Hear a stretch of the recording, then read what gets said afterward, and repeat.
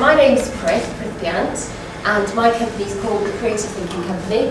It's a company of one, which is me. Sometimes I work with associates, but my business is all about showing people how to be more creative. How many of you feel creative, or how many of you would feel that you're not creative? So a few of you, great. So, favourite type of people.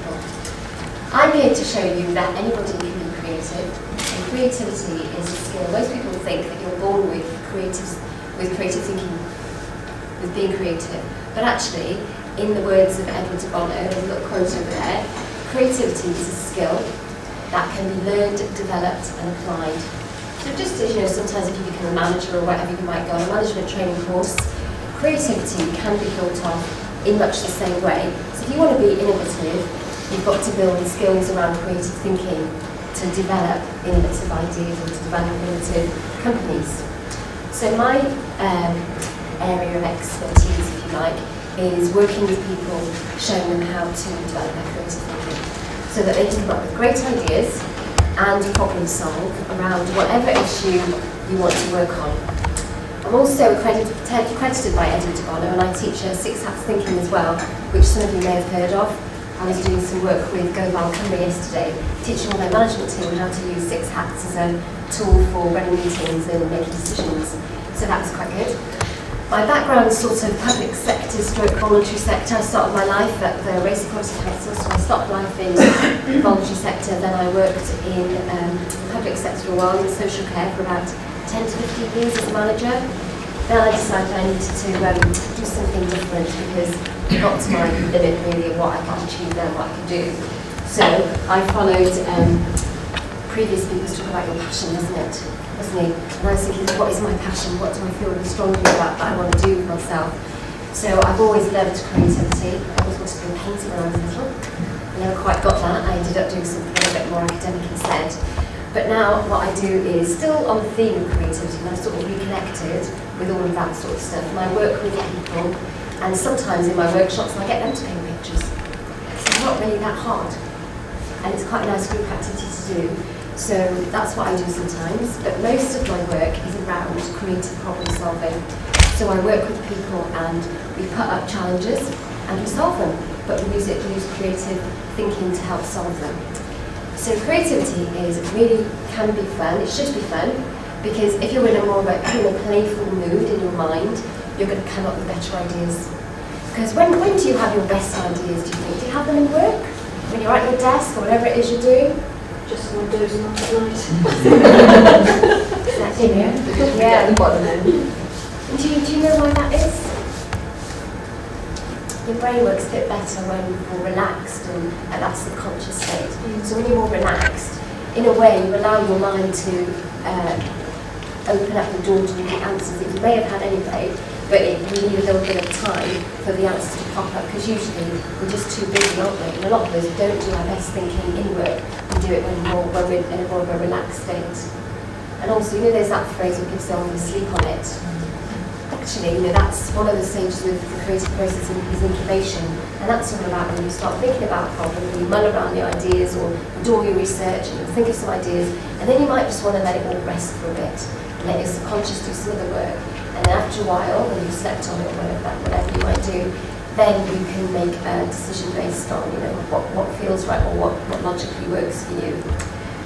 So today, the idea was, the conference today is about marketing and communication in social enterprises.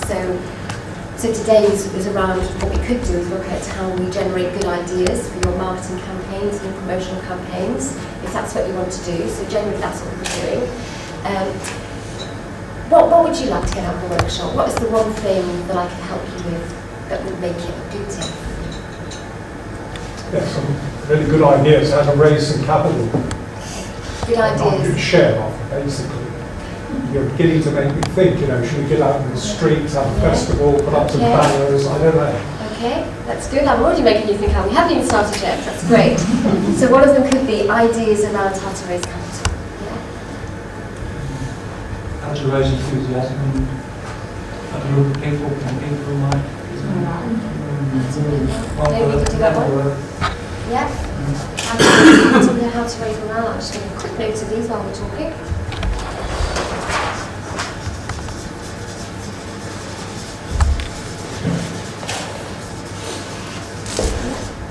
Anything else? Creative network, yeah.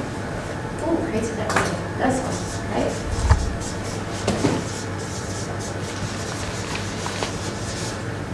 Generating ideas and possibilities.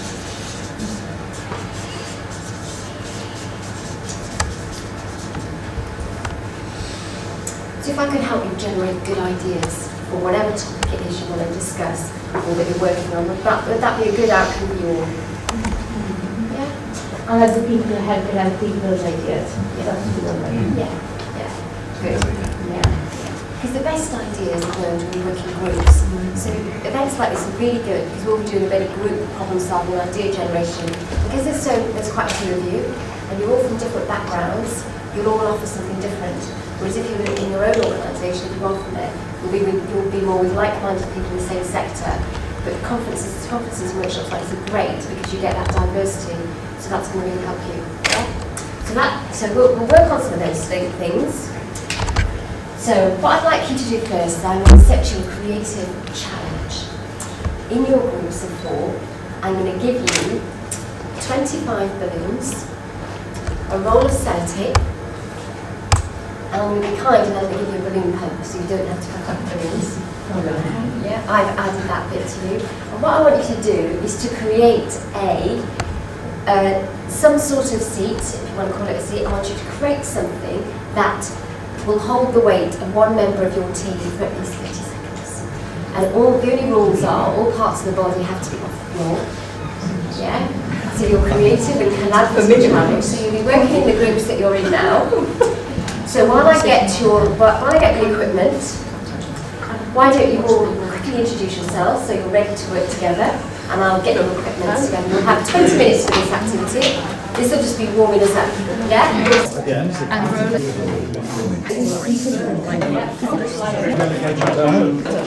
no, you've got a blog.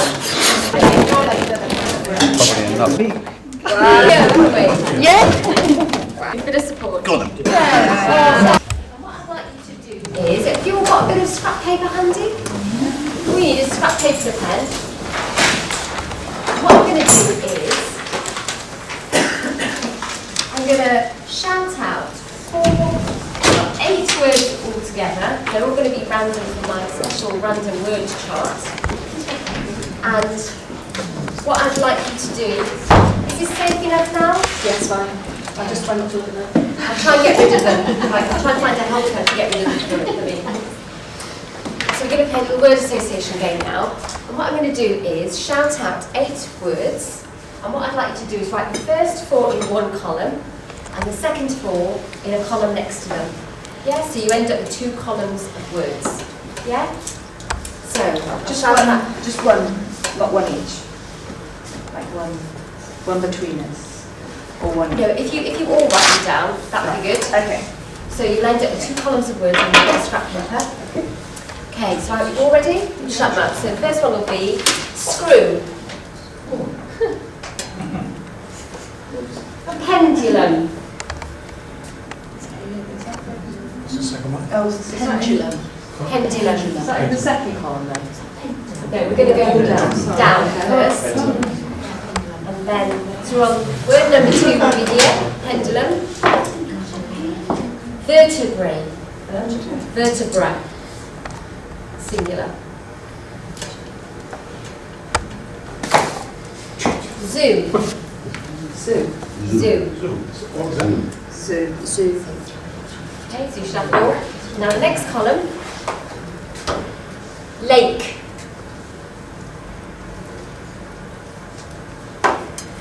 Rope. Rope. R-O-P-E. Star. And your final word is school. School. Yeah, school. Okay. So now what we're going to do is, this is all about expanding your That's CH. Yeah, S-C-H-O-L, school. So, what I want you to do now, in pairs, in your as you sit around the table, is I want you to see if you can make connections between words in column 1 and column 2. So they can be as however broad you want them to be, as long as you can justify what connection it is. I want you to try and think about these words and try and connect them to these words. So you can do it in pairs. See if you can make connections between the 2 columns.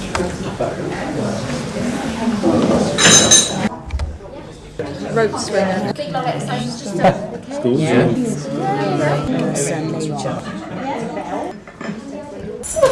Quick exercise to soften your mind. Does anybody want to just tell us about one of your more imaginative connections?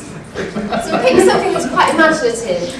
Charlotte, you had loads. She's got about 12 on here. Charlotte, can you tell us one of yours? Oh, let's do an easy one, or? Not an easy one, I want an Oh, imaginative. right, we've done a bit of,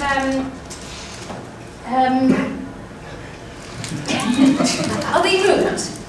They are, I don't know those even pendulum and rope. pendulum and rope connected. Did you connect that? On a swing. Okay. Yeah. Great. Do you want to share another one? Zoo in the lake, Okay, how's that connected? because obviously there's some zoos got lakes in there for the animals. Yeah, they have. Great, so that's not hard. Anything from here? Because it said screw is like a star. Screw is like screw and star? Yeah, it's like a star. Yeah, great. Did anyone else get that? No, we've got vertebrate stars. Vertebrate star. How did If you you look get at a it? vertebrae from the top in section. Ah, it looks like a star, doesn't it? Anything from here? We got a really tenuous one. Go on then. Yeah, I want to hear that one then. We started with pendulum, Yeah, metronome, yeah, upside down pendulum, music, yeah. music in Swan Lake, I think. Okay. Yeah. There's a few jumps between those 2 words, isn't there? But that's fine. But they link. And you had loads, didn't you? Do you want to shout on yours out? Well, zoo, rope, monkey, poker, zoo, star, Pegasus, Ursa Minor, and Cepheus as a constellations. Wow. It's a brainy table. Nice. Okay. Great. So that was interesting because even so you made the same connections between the same 2 words but for different reasons, didn't you? So that just shows that there's lots of different ways you can look at things and connect things, and words have lots of meanings to them as well.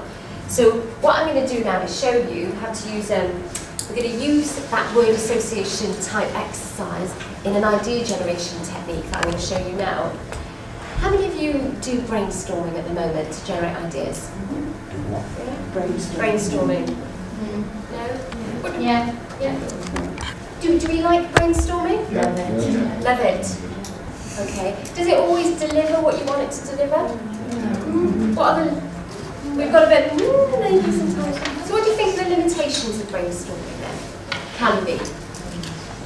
It's connecting. It's the connections of certain things. If you've got the idea, and it's getting it from A to Z, from the idea to Making the it end of happen. it. Yeah. Okay. Other people say that. So often it's quite hard for people to take an idea and make it happen. Okay. But about the brainstorming process itself, I'm thinking, Oh, right. what other limitations around that have you found? Or has it always worked for you? Has it always generated those great, winning, off-the-wall, creative ideas? Limited by words, Limited by words? like the diagrams, visual. Okay. Limited because you usually use with words, yeah? Yeah. Okay. What were you going to say, Charlotte? Basically, it's you come up with an idea, and say it's like in the top corner, then you come up with another idea, and you just know that they connect, but you can't find that connection. Okay. So you've got to keep on going, and then by the time you get like there, it tells a story. That's interesting. Do you think there always has to be a connection between the ideas, or do you It try and look for generally them? depends what type of solution you're looking for, or it's like, say, for instance, like if you turn into this, it's like funding. Right? There would be a different sort of brainstorm session to if you were like taking the kids out on a little sort of day trip or something like that. It's different brainstorm, different things. Does that make sense?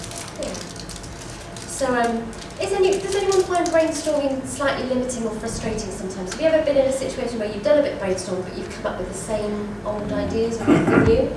Yeah. Formally, it's the brain isn't relaxed, but if you do it informally, with your colleagues, you tend to relax more and take part in it.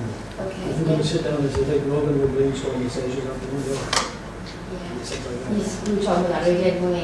It was like we have Relaxation. things called socialising with the dance away, you know, something like that, better than an office blackboard. That's right, yeah, you just sit down, or a toolbox talk, just sit down and inform them, Yeah. somebody stands up in front of them, and put up ladies as well, And part of that is because we're not used to being asked to be creative, are we? Usually we're stuck in work mode and we're sort of run on auto. A lot of the time we might be told what to do and we just get on with stuff, or it's quite hard sometimes when you want to be creative to be truly creative, isn't it? Do you think, you know, it's a bit of a question, like earlier on, it was like obviously Nigel Kershaw asked the room about questions. Oh yeah. Is this the last week we just had, yeah? I know because I felt First sorry one. for him. I asked him Okay. because no one understood. So it was like, that is like